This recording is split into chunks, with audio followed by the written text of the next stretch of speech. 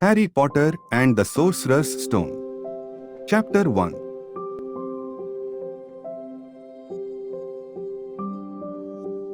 The boy lived. Mr. and Mrs. Dursley of number 4, Privet Drive, were proud to say that they were perfectly normal, thank you very much. They were the last people you'd expect to be involved in anything strange or mysterious, because they just didn't hold with such nonsense. Mr. Dursley was the director of a firm called Grunnings, which made drills. He was a big, beefy man with hardly any neck, although he did have a very large moustache. Mrs. Dursley was thin and blonde and had nearly twice the usual amount of neck, which came in very useful as she spent so much of her time craning over garden fences, spying on the neighbors. The Dursleys had a small son called Dudley, and in their opinion there was no finer boy anywhere. The Dursleys had everything they wanted, but they also had a secret, and their greatest fear was that somebody would discover it. They didn't think they could bear it if anyone found out about the Potters. Mrs. Potter was Mrs. Dursley's sister, but they hadn't met for several years. In fact, Mrs. Dursley pretended she didn't have a sister, because her sister and her good-for-nothing husband were as underslayish as it was possible to be. The Dursleys shuddered to think what the neighbors would say if the Potters arrived in the street. The Dursleys knew that the Potters had a small son, too, but they had never even seen him. This boy was another good reason for keeping the Potters away. They didn't want Dudley mixing with a child like that. When Mr. and Mrs. Dursley woke up on the dull, grey Tuesday our story starts, there was nothing about the cloudy sky outside to suggest that strange and mysterious things would soon be happening all over the country. Mr. Dursley hummed as he picked out his most boring tie for work, and Mrs. Dursley gossiped away happily as she wrestled a screaming Dudley into his high chair. None of them noticed a large, tawny owl flutter past the window. At 8:30, Mr. Dursley picked up his briefcase, pecked Mrs. Dursley on the cheek, and tried to kiss Dudley goodbye but missed, because Dudley was now having a tantrum and throwing his cereal at the walls. "Little Tyke," chortled Mr. Dursley as he left the house. He got into his car and backed out of number 4's drive. It was on the corner of the street that he noticed the first sign of something peculiar, a cat reading a map. For a second, Mr. Dursley didn't realize what he had seen, then he jerked his head around to look again. There was a tabby cat standing on the corner of Privet Drive, but there wasn't a map in sight. What could he have been thinking of? It must have been a trick of the light. Mr. Dursley blinked and stared at the cat. It stared back. As Mr. Dursley drove around the corner and up the road, he watched the cat in his mirror. It was now reading the sign that said Privet Drive. No, looking at the sign, cats couldn't read maps or signs. Mr. Dursley gave himself a little shake and put the cat out of his mind. As he drove toward town, he thought of nothing except a large order of drills he was hoping to get that day. But on the edge of town, drills were driven out of his mind by something else.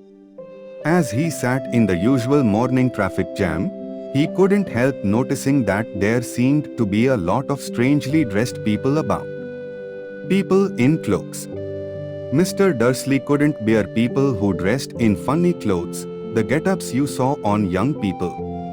He supposed this was some stupid new fashion. He drummed his fingers on the steering wheel, and his eyes fell on a huddle of these weirdos standing quite close by. They were whispering excitedly together. Mr. Dursley was enraged to see that a couple of them weren't young at all. Why, that man had to be older than he was, and wearing an emerald green cloak. The nerve of him! But then it struck Mr. Dursley that this was probably some silly stunt. These people were obviously collecting for something. Yes, that would be it. The traffic moved on, and a few minutes later, Mr. Dursley arrived in the Grunnings parking lot, his mind back on drills. Mr. Dursley always sat with his back to the window in his office on the 9th floor. If he hadn't, he might have found it harder to concentrate on drills that morning. He didn't see the owls swoop ing past in broad daylight, though people down in the street did. They pointed and gazed open-mouthed as owl after owl sped overhead. Most of them had never seen an owl even at night time. Mr. Dursley, however, had a perfectly normal, owl-free morning. He yelled at 5 different people. He made several important telephone calls and shouted a bit more. He was in a very good mood until lunchtime, when he thought he'd stretch his legs and walk across the road to buy himself a bun from the bakery. He'd forgotten all about the people in cloaks until he passed a group of them next to the baker's. He eyed them angrily as he passed. He didn't know why, but they made him uneasy. This bunch were whispering excitedly, too, and he couldn't see a single collecting tin. It was on his way back past them, clutching a large donut in a bag, that he caught a few words of what they were saying. The Potters, that's right, that's what I heard, yes, their son, Harry. Mr. Dursley stopped dead. Fear flooded him. He looked back at the whisperers as if he wanted to say something to them, but thought better of it. He dashed back across the road, hurried up to his office, snapped at his secretary not to disturb him, seized his telephone, and had almost finished dialing his home number when he changed his mind. He put the receiver back down and stroked his mustache, thinking. No, he was being stupid. Potter wasn't such an unusual name. He was sure there were lots of people called Potter who had a son called Harry. Come to think of it, he wasn't even sure his nephew was called Harry. He'd never even seen the boy. It might have been Harvey. Or Harold. There was no point in worrying Mrs. Dursley. She always got so upset at any mention of her sister. He didn't blame her if he'd had a sister like that, but all the same, those people in cloaks. He found it a lot harder to concentrate on drills that afternoon, and when he left the building at 5 o'clock, he was still so worried that he walked straight into someone just outside the door. Sorry, he grunted, as the tiny old man stumbled and almost fell. It was a few seconds before Mr. Dursley realized that the man was wearing a violet cloak. He didn't seem at all upset at being almost knocked to the ground. On the contrary, his face split into a wide smile, and he said in a squeaky voice that made passers-by stare, "Don't be sorry, my dear sir, for nothing could upset me today. Rejoice, for you know who has gone at last. Even muggles like yourself should be celebrating this happy, happy day." And the old man hugged Mr. Dursley around the middle and walked off. Mr. Dursley stood rooted to the spot. He had been hugged by a complete stranger. He also thought he had been called a muggle, whatever that was. He was rattled. He hurried to his car and set off for home, hoping he was imagining things which he had never hoped before, because he didn't approve of imagination. As he pulled into the driveway of number 4, the first thing he saw, and it didn't improve his mood, was the tabby cat he'd spotted that morning. It was now sitting on his garden wall. He was sure it was the same one. It had the same markings around its eyes. "Shoo!" said Mr. Dursley loudly. The cat didn't move. It just gave him a stern look. Was this normal cat behavior? Mr. Dursley wondered. Trying to pull himself together, he let himself into the house. He was still determined not to mention anything to his wife. Mrs. Dursley had had a nice, normal day. She told him over dinner all about Mrs. next door's problems with her daughter and how Dudley had learned a new word, won't. Mr. Dursley tried to act normally. When Dudley had been put to bed, he went into the living room in time to catch the last report on the evening news. And finally, birdwatchers everywhere have reported that the nation's owls have been behaving very unusually today. Although owls normally hunt at night and are hardly ever seen in daylight, there have been hundreds of sightings of these birds flying in every direction since sunrise. Experts are unable to explain why the owls have suddenly changed their sleeping pattern. The newscaster allowed himself a grin. Most mysterious.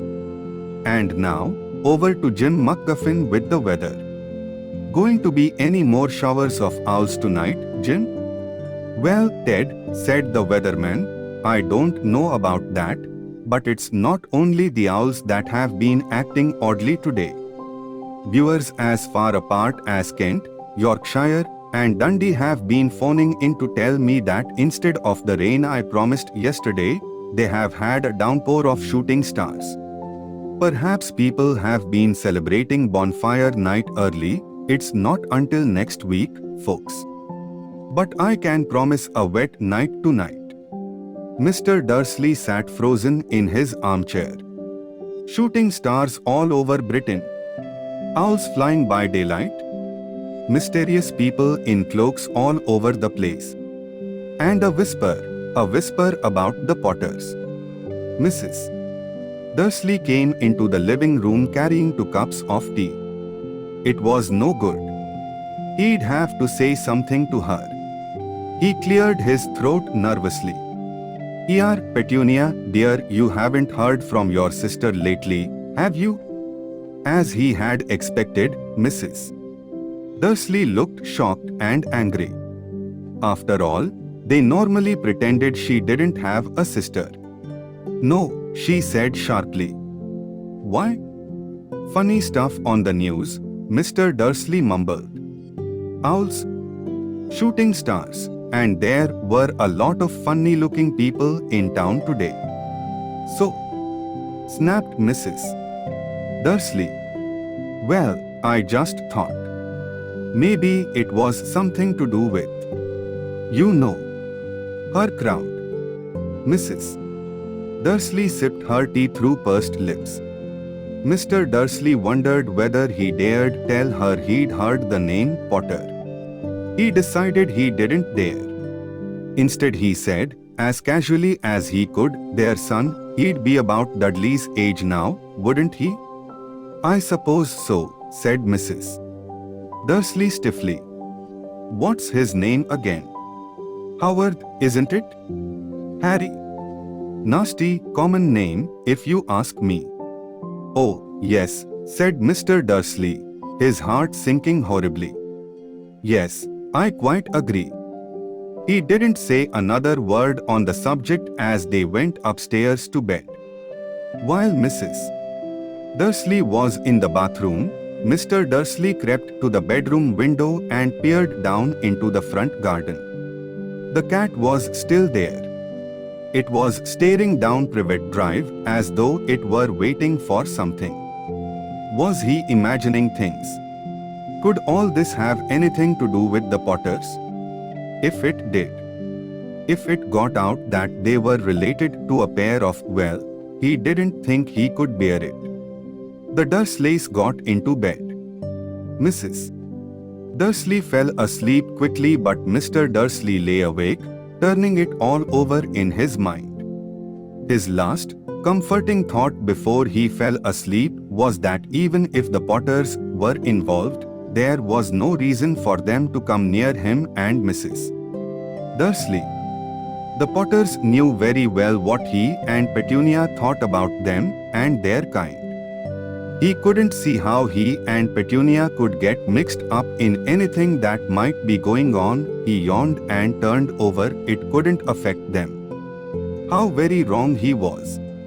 Mr. Dursley might have been drifting into an uneasy sleep, but the cat on the wall outside was showing no sign of sleepiness. It was sitting as still as a statue, its eyes fixed unblinkingly on the far corner of Privet Drive. It didn't so much as quiver when a car door slammed on the next street, nor when two owls swooped overhead. In fact, it was nearly midnight before the cat moved at all. A man appeared on the corner the cat had been watching, appeared so suddenly and silently you'd have thought he'd just popped out of the ground. The cat's tail twitched and its eyes narrowed. Nothing like this man had ever been seen on Privet Drive. He was tall, thin, and very old, judging by the silver of his hair and beard, which were both long enough to tuck into his belt. He was wearing long robes, a purple cloak that swept the ground, and high-heeled, buckled boots. His blue eyes were light, bright, and sparkling behind half-moon spectacles, and his nose was very long and crooked, as though it had been broken at least twice. This man's name was Albus Dumbledore. Albus Dumbledore didn't seem to realize that he had just arrived in a street where everything from his name to his boots was unwelcome. He was busy rummaging in his cloak, looking for something. But he did seem to realize he was being watched, because he looked up suddenly at the cat, which was still staring at him from the other end of the street. For some reason, the sight of the cat seemed to amuse him. He chuckled and muttered, "I should have known."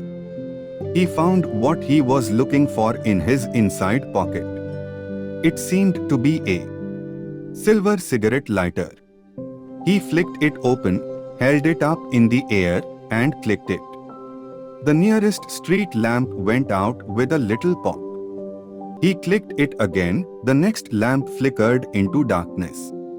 12 times he clicked the put-outer, until the only lights left on the whole street were two tiny pinpricks in the distance, which were the eyes of the cat watching him. If anyone looked out of their window now, even beady-eyed Mrs. Dursley, they wouldn't be able to see anything that was happening down on the pavement. Dumbledore slipped the put-outer back inside his cloak and set off down the street toward number 4, where he sat down on the wall next to the cat. He didn't look at it, but after a moment he spoke to it. "Fancy seeing you here, Professor McGonagall." He turned to smile at the tabby, but it had gone. Instead, he was smiling at a rather severe-looking woman who was wearing square glasses exactly the shape of the markings the cat had had around its eyes. She, too, was wearing a cloak, an emerald one. Her black hair was drawn into a tight bun. She looked distinctly ruffled. "How did you know it was me?" she asked. "My dear professor, I've never seen a cat sit so stiffly." "You'd be stiff if you'd been sitting on a brick wall all day," said Professor McGonagall. "All day? When you could have been celebrating? I must have passed a dozen feasts and parties on my way here." Professor McGonagall sniffed angrily. "Oh yes, everyone's celebrating, all right," she said impatiently. "You'd think they would be a bit more careful. But no, even the Muggles have noticed something's going on. It was on their news." She jerked her head back at the Dursleys' dark living room window. "I heard it. Flocks of owls. Shooting stars. Well, they are not completely stupid. They were bound to notice something. Shooting stars down in Kent, I will bet that was Daedalus Diggle. He never had much sense." "You can't blame them," said Dumbledore gently. We have had precious little to celebrate for 11 years. I know that, said Professor McGonagall irritably. But that's no reason to lose our heads. People are being downright careless, out on the streets in broad daylight, not even dressed in muggle clothes, swapping rumors. She threw a sharp, sideways glance at Dumbledore here, as though hoping he was going to tell her something, but he didn't, so she went on. A fine thing it would be if, on the very day you know who seems to have disappeared at last, the muggles found out about us all. I suppose he really has gone, Dumbledore. It certainly seems so, said Dumbledore. We have much to be thankful for. Would you care for a lemon drop? A what? A lemon drop. They are a kind of muggle sweet I'm rather fond of. No, thank you, said Professor McGonagall coldly, as though she didn't think this was the moment for lemon drops. As I say, even if you know who has gone. My dear Professor, surely a sensible person like yourself can call him by his name. All this you know who nonsense. For 11 years, I have been trying to persuade people to call him by his proper name, Voldemort. Professor McGonagall flinched, but Dumbledore, who was unsticking to lemon drops, seemed not to notice. It all gets so confusing if we keep saying you know who. I have never seen any reason to be frightened of saying Voldemort's name. I know you haven't, said Professor McGonagall, sounding half exasperated, half admiring. But you are different. Everyone knows you are the only one you know. Oh, all right, Voldemort was frightened of. You flatter me, said Dumbledore calmly. Voldemort had powers I will never have. Only because you are too, well, noble to use them. It's lucky it's dark. I haven't blushed so much since Madame Pomfrey told me she liked my new earmuffs. Professor McGonagall shot a sharp look at Dumbledore and said, the owls are nothing next to the rumors that are flying around. You know what everyone's saying? About why he is disappeared? About what finally stopped him? It seemed that Professor McGonagall had reached the point she was most anxious to discuss, the real reason she had been waiting on a cold, hard wall all day, for neither as a cat nor as a woman had she fixed Dumbledore with such a piercing stare as she did now. It was plain that whatever everyone was saying, she was not going to believe it until Dumbledore told her it was true. Dumbledore, however, was choosing another lemon drop and did not answer. What they are saying, she pressed on, is that last night Voldemort turned up in Godric's Hollow. He went to find the Potters. The rumor is that Lily and James Potter are that they are dead. Dumbledore bowed his head. Professor McGonagall gasped. Lily and James. I can't believe it. I didn't want to believe it. Oh, Albus. Dumbledore reached out and patted her on the shoulder. I know, he said heavily. Professor McGonagall's voice trembled as she went on. That's not all. They are saying he tried to kill the Potter's son, Harry. But he couldn't. He couldn't kill that little boy. No one knows why or how, but they are saying that when he couldn't kill Harry Potter, Voldemort's power somehow broke, and that's why he is gone. Dumbledore nodded glumly. It's true, faltered Professor McGonagall.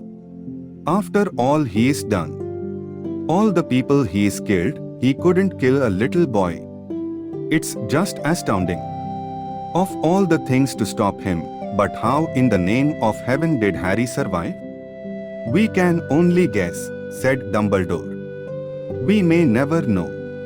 Professor McGonagall pulled out a lace handkerchief and dabbed at her eyes beneath her spectacles. Dumbledore gave a great sniff as he took a golden watch from his pocket and examined it. It was a very odd watch. It had 12 hands but no numbers. Instead, little planets were moving around the edge. It must have made sense to Dumbledore, though, because he put it back in his pocket and said, "Hagrid's late." "I suppose it was he who told you I'd be here, by the way." "Yes," said Professor McGonagall. "And I don't suppose you are going to tell me why you are here, of all places?" "I have come to bring Harry to his aunt and uncle. They are the only family he has left now." "You don't mean you can't mean the people who live here?" cried Professor McGonagall, jumping to her feet and pointing at number 4. "Dumbledore, you can't. I have been watching them all day. You couldn't find two people who are less like us. And they have got this son. I saw him kicking his mother all the way up the street, screaming for sweets. Harry Potter, come and live here. It's the best place for him," said Dumbledore firmly. "His aunt and uncle will be able to explain everything to him when he is older. I have written them a letter." "A letter?" repeated Professor McGonagall faintly, sitting back down on the wall. "Really, Dumbledore, you think you can explain all this in a letter? These people will never understand him. He'll be famous, a legend. I wouldn't be surprised if today was known as Harry Potter Day in the future. There will be books written about Harry. Every child in our world will know his name." "Exactly," said Dumbledore, looking very seriously over the top of his half-moon glasses. "It would be enough to turn any boy's head. Famous before he can walk and talk. Famous for something he won't even remember. Kara, you see how much better off he'll be, growing up away from all that until he's ready to take it." Professor McGonagall opened her mouth, changed her mind, swallowed, and then said, Yes, you are right, of course. But how is the boy getting here, Dumbledore?" She eyed his cloak suddenly as though she thought he might be hiding Harry underneath it. "Hagrid's bringing him. You think it wise to trust Hagrid with something as important as this?" "I would trust Hagrid with my life," said Dumbledore. "I'm not saying his heart isn't in the right place," said Professor McGonagall grudgingly, "but you can't pretend he is not careless. He does tend to." What was that? A low rumbling sound had broken the silence around them. It grew steadily louder as they looked up and down the street for some sign of a headlight. It swelled to a roar as they both looked up at the sky, and a huge motorcycle fell out of the air and landed on the road in front of them. If the motorcycle was huge, it was nothing to the man sitting astride it. He was almost twice as tall as a normal man, and at least 5 times as wide. He looked simply too big to be allowed, and so wild, long tangles of bushy black hair and beard hid most of his face. He had hands the size of trash can lids, and his feet in their leather boots were like baby dolphins. In his vast, muscular arms, he was holding a bundle of blankets.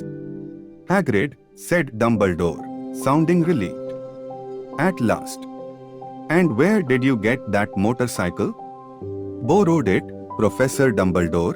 "Sit," said the giant, climbing carefully off the motorcycle as he spoke. "Young Sirius Black lent it to me. I have got him, sir." "No problems, were there?"